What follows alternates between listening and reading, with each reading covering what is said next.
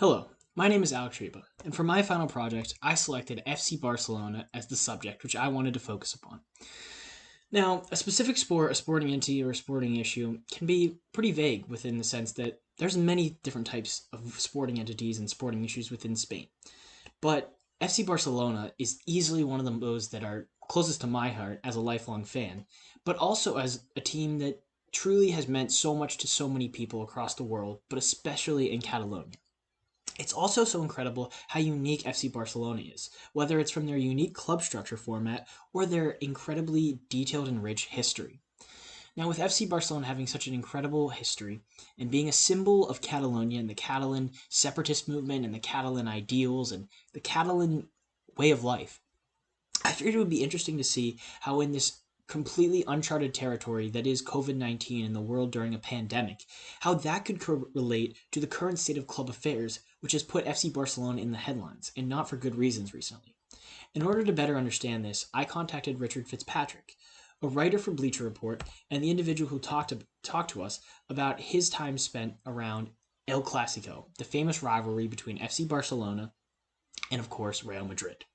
Now, to start with this presentation, I want to talk about the club's beginnings. Of course, they were founded in 1899 by the Swiss industrialist Joan Gamper, and their first stadium was Carrer Industria, inaugurated in March 14th of 1909. And their early success, which when they won the inaugural La Liga season in 1929, beating Real Madrid. However, it's in the 1930s that their history really becomes interesting due to the Spanish Civil War. Now, they actually lost Joan Gamper, their founder, during this decade. Additionally, they lost a club president who had only been president for a year, Josep Sunyol y Garriga, due to the fact that he was a strong Catalan separatist, and he believed in the politics and the freedom and the democracy and the identity of the Catalan people. He was killed by Francisco Franco's men early on in the Civil War during the mid-1930s. Now, Barcelona spent this period in the Americas touring to raise money and escape the conflict. However, when the war was lost and the Catalan people's ideals were suppressed, the club did suffer as a result of that, and they weren't able to continue their strong, rich bond alongside the Catalan ideals. However, in the 1950s, they were able to continue to grow again when their beautiful cathedral of football, the Camp Nou, was opened on September 24th, 1957. At just under 290,000 pesetas, it was a beautiful stadium at its time and one of the largest, and still one of the largest, in the world.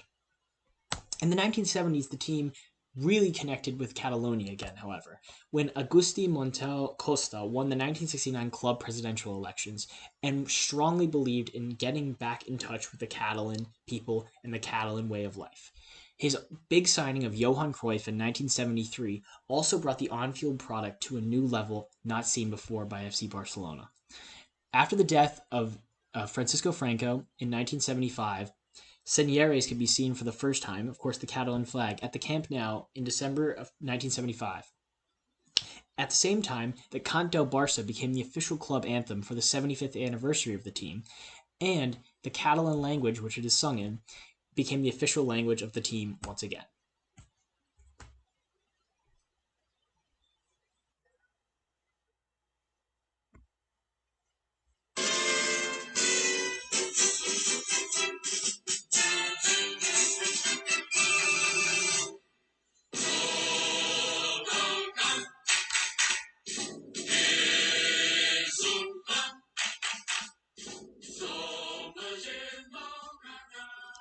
FC Barcelona also reached new heights on the field during the Dream Team era, and not to be conflicted with the Dream Team from the United States.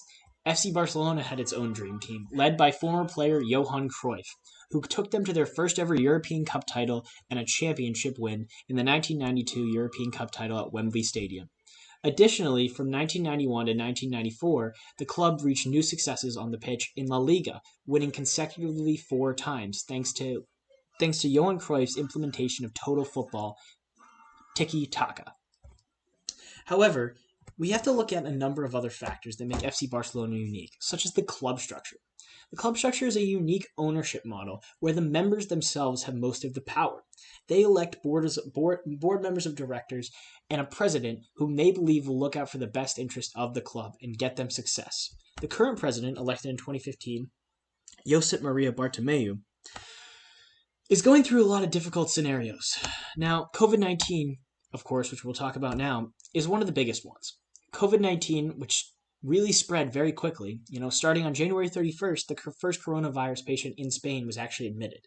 By March 15th, the whole country was in a state of emergency. So it's tough exactly to say if he is at fault or if anyone else in La Liga is at fault for not acting quickly enough.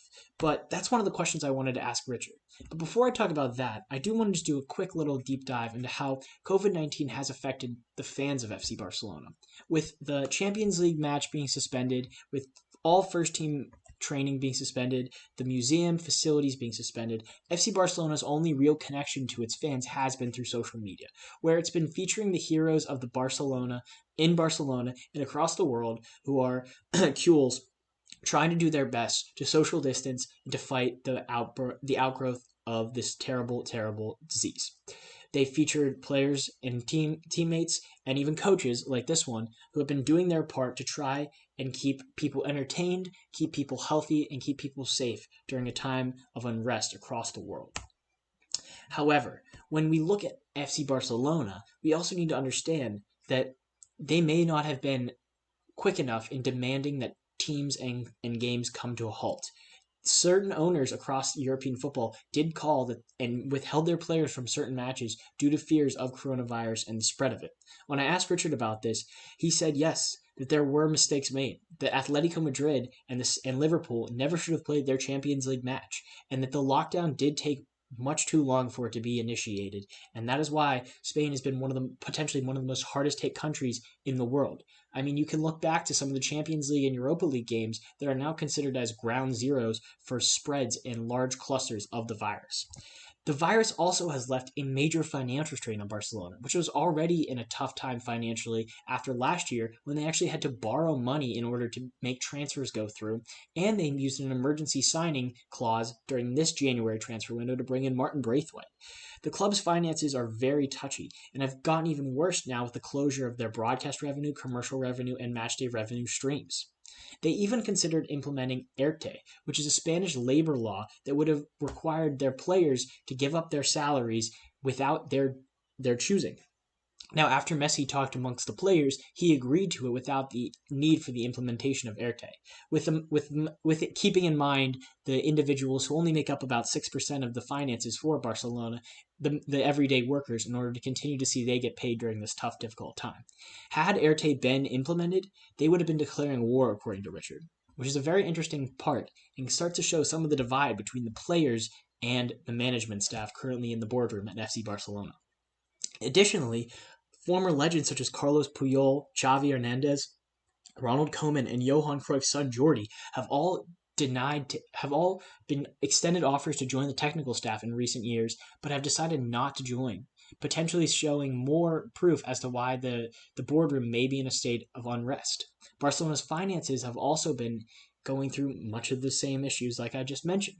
And with over $1 billion spent in the past 5 years under Bartomeu, the team really hasn't had the results to justify such a large transfer bill.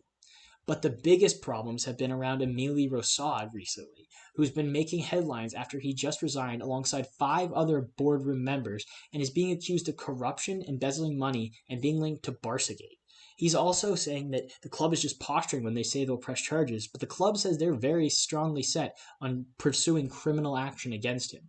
When I asked Richard about this, he said this was a bombshell within the club and how an Argentinian social media company had been doing the jobs that could have been done in-house for half the price. It really is a very strange scenario. It's something that the Barcelona fans and supporters, as well as the media, have been questioning ever since the news came out back in January and February.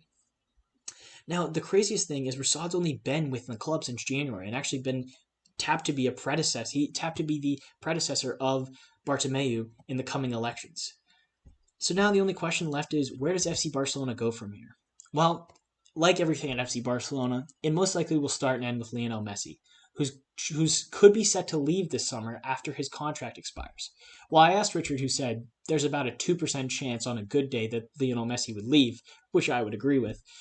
There still is the possibility, and that looms over everyone's head, just like the COVID-19 virus.